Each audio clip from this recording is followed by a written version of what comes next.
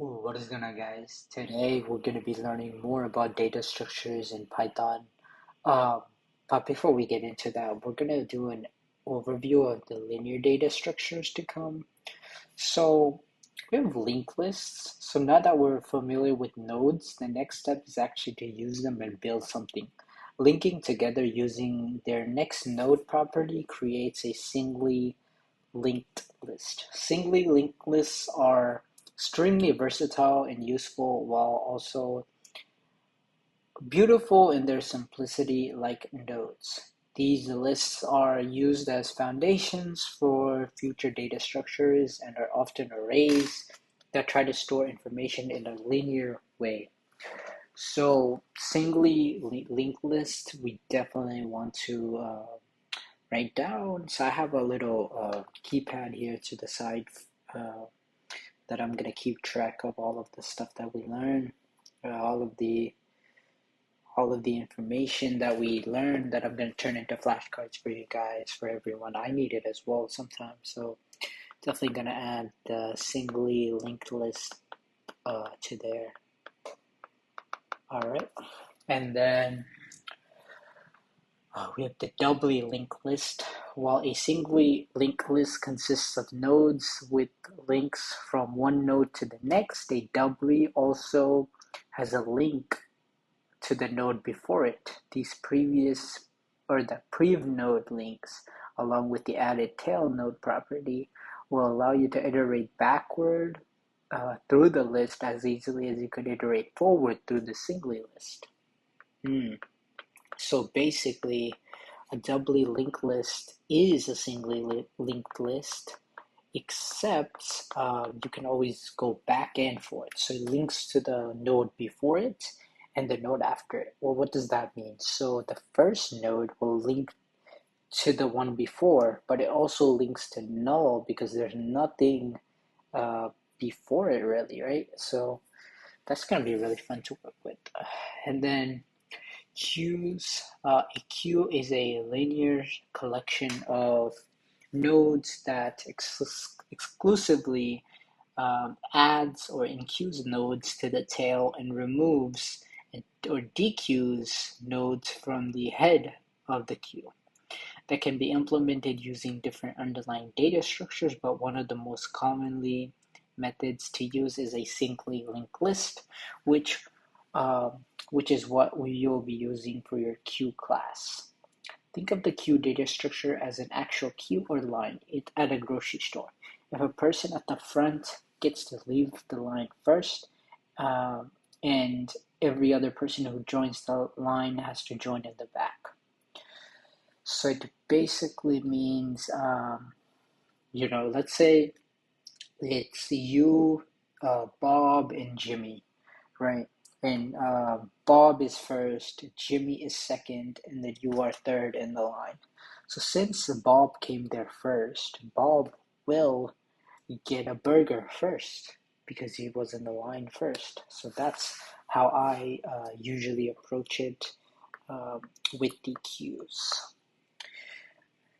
And then we have the queue's brother, shall I say, uh, the stacks. So stacks are another data structure with the perfect descriptive name. Like a queue, a stack is a linear collection of nodes that removes or pops data from a head or top of the stack.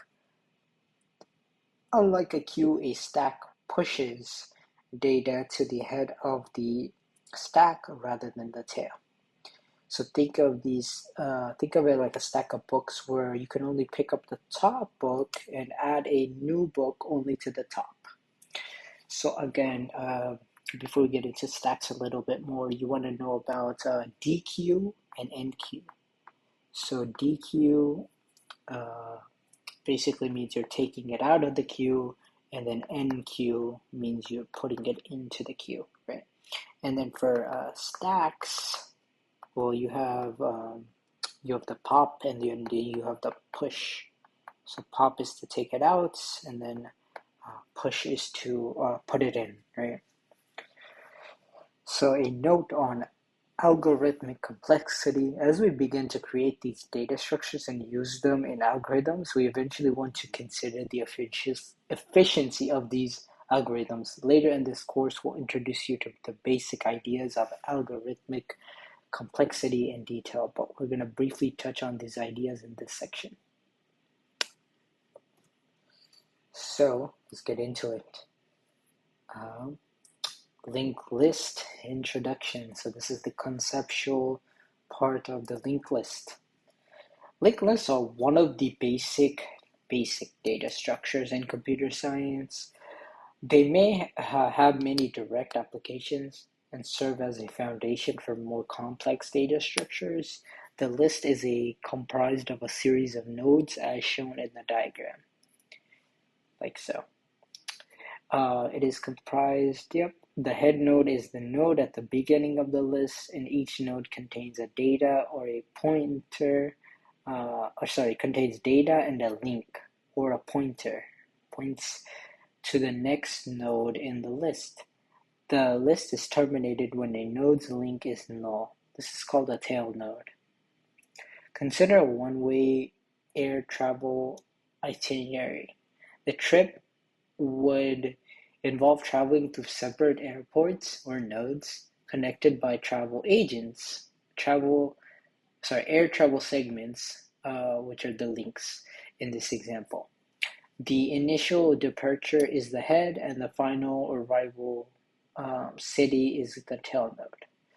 So they really use a little bit more of a complex example than I would use. I would say it's like traveling from one city to another. Let's say everyone knows California, right? Everyone knows California, Dallas, and then Miami. So let's say you go from California to Dallas to Miami. Well, you have the head node is California, or I guess California, Texas, Florida, I guess. So the head node is California. The link or the road that points from the California to Texas is going to be the pointer, right? And that's the link. Then you have a link that points from Texas to Florida, and we know that Florida is the tail node because it ends there. So common operations on a linked list may include adding nodes, removing nodes, finding a node, traversing, or traveling through a linked list. Linked lists typically contain undirectional links, and again, linked list is another keyword that I'm going to jot down here. So linked lists typically contain undirectional links or the next node, but some implementations use a bidirectional link. It's the next and the previous nodes. Can you think of real-world examples of bidirectional links? It's a tricky one. What would be an example of a bidirectional linked list? Let me see. We could say when you're checking out at a grocery store, maybe if the clerk there charges you for like bread, and then he scans the tomatoes, and then he scans the potatoes. He can always go back and unscan or remove it from the little circular Ferris wheel type thing. I forgot what it's called, but it's something like that. But yeah, that would be an example I think of right off the top of my head there. And yeah, so moving on, we'll do a linked list example real quick. I also want to jot down another one here, the constructor, because I know some companies ask about that as well. And then, okay, as an example, we added values to the linked list diagram from the introduction, and this linked list contains the node A, node B, and node C. Each node is a particular list containing a string as its data. As the sequence is defined, the order is cats, dogs, and birds. The list ends at node C, since the link within the node is set to null. Of course, cats, dogs, and birds. Okay. And then linked list, which is adding and removing nodes. So with linked lists, because nodes are linked to and from another node, you can't just go adding and removing nodes willy-nilly without doing a bit of maintenance. So adding a new node at the beginning of the list requires you to link your new node to the current head node. This way you can maintain the connection with the following nodes in the list.